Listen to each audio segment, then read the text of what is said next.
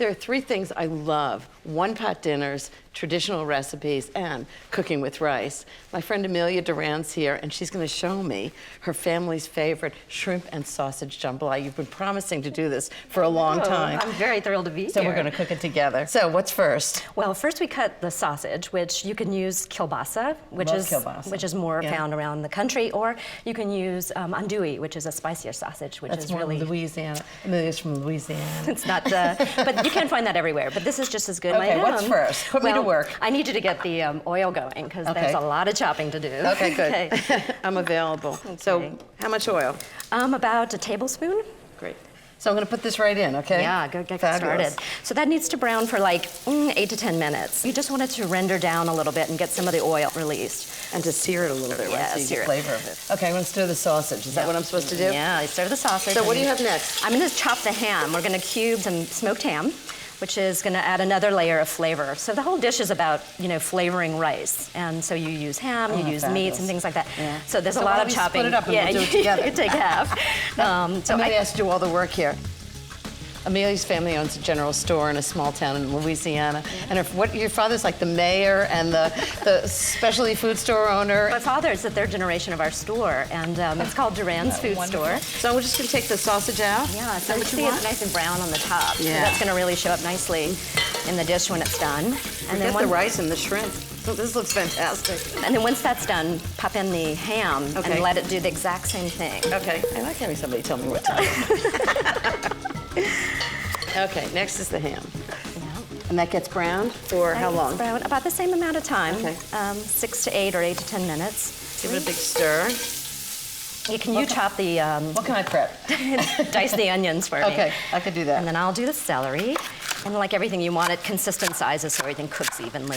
The basis of Louisiana food is the trilogy. It's onions, celery, and bell pepper. And how about I love that there are 3 ingredients you can buy in any grocery store in America.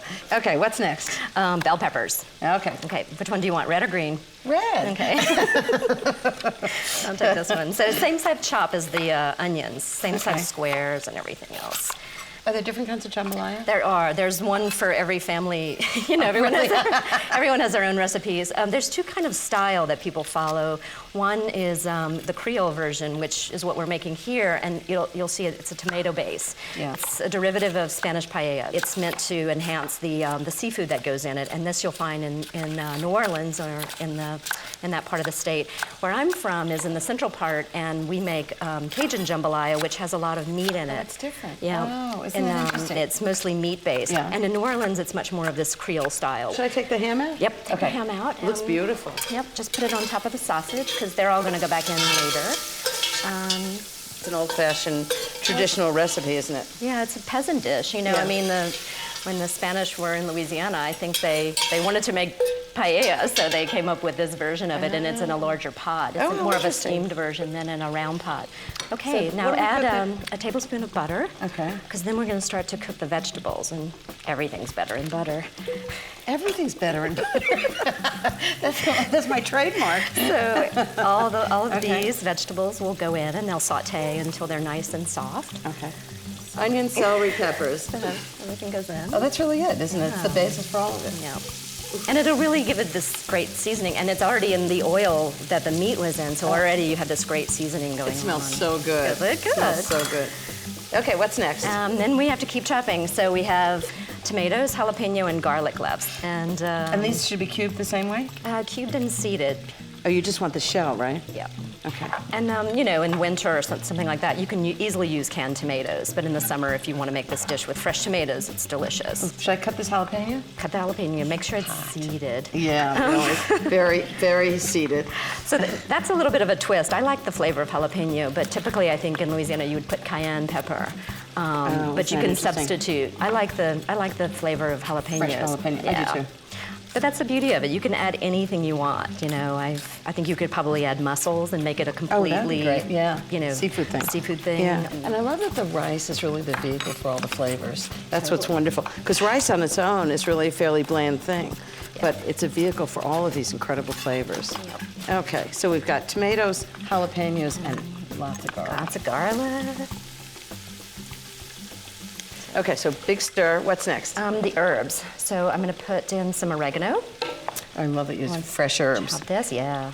No, usually I use dry oregano because I think fresh oregano is too strong. But this is just a little bit of oregano in a big pot of... In a big pot. So does this just go in the pot? Yep. Okay. That works. Okay, oregano, thyme. Okay. The knife handoff.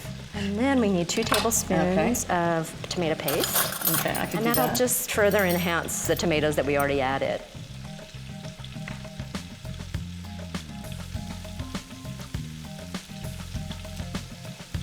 And stir that up.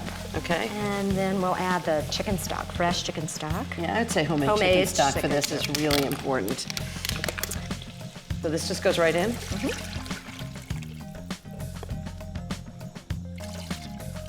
It needs to come to a rolling boil so we can get Okay. the rice ready.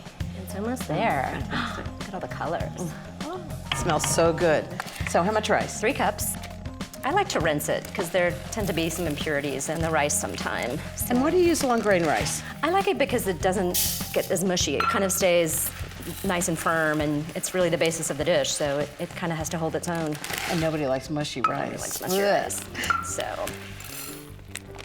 3 cups. I'll wash it. yep. This looks like a lot of steps. We're halfway through, and believe me, it's worth it. And it's one big pot, and you've got dinner. So what's next? Okay, I think we have to add the rice because Okay, the water's great. boiled. So here we go. So 3 cups of rice, and we washed it. And just add it right in? Yep. And then Okay. give it a big stir. And we've got all kinds of things. We've got peppers and celery and onions and jalapenos and so much flavor. Then we and this add is the the- ham and the sausage that we've already sauteed. Put it right back in. I mean, how bad can this be? It's really fabulous. And it only gets better. There's more to Oh, come. my God. And then we add some bay leaves, about 3. These are the biggest bay leaves I've ever seen, but they're fresh, which is Yeah, great. that's great. You can find them. And then now salt and pepper. Okay. So 2 teaspoons of salt. Okay. Why do you use kosher salt? I just think it's a little softer. It doesn't have that sort of metallic flavor of regular salt. And about a teaspoon of pepper. And about 6 to 8 hot stuff. dashes. 6 to 8 dashes, and what do they do, like 22 in Louisiana? Well, then you add it after you put it on your plate. Oh, that hurts. You kind of do it to taste. But this just I makes lost count. it's enough. Okay, what's next? Okay, well, it's got to come to a boil. Then we can get the heat down. Put the lid on and let it simmer for 20 minutes. Meantime, chop a 1/2 cup of scallions, 3/4 of a cup of fresh parsley, and then we're ready for the final step. So the rice is cooked, and you're not going to believe this. Whoa. Oh, it's beautiful. Isn't that gorgeous? It's really colorful and It's amazing. Okay, what else do we have to put in? It's almost done, but we have a few more things. about a 1/4 cup of parsley, fresh Okay. chopped parsley. And this, you just get the final herbs going in, which gives it a lot of flavor. A 1/4 cup of chopped scallions. Okay, like that. And just leave a little off the side to kind of decorate the plates when Oh, they're done. I like that. And everything else. Okay. And then we're going to add the lemon juice. Okay, how much lemon juice? I think that's about a 1/4 cup? Okay. Off the heat. Turn off the heat? Okay. Oh, And that's then interesting. At this point, we're going to drop in the shrimp Yeah. and then stir it in and then put the lid on top, and that's going to steam them. Oh, so the heat really steams them, and they just cook slowly. And so, oh, Well, love you this recipe. overcooked shrimp are never good, so this kind of Bad, just really bad. steams them really nicely. And so you just get them buried under the rice, and then you close the lid for about 15 minutes and let it kind of sit in. And all the flavors go together, Yep. and the shrimp cooks, and I don't think I'm going to be able to wait 15 minutes. We'll have to find something to do in the meantime. So just put the lid on? Yep. And this is off. And we wait about 15 minutes, and then Yeah. when we open it, the shrimp will be pink. So much fun. I love cooking with Amelia. Yeah, anytime.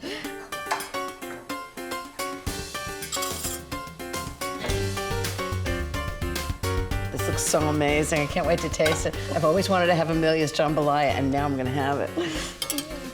It's got so much stuff in it. It's just fantastic. All the rice with shrimp and ham and sausage and herbs. Oh my God. It's beautiful, This is isn't it? amazing. It is definitely dinner in a pot.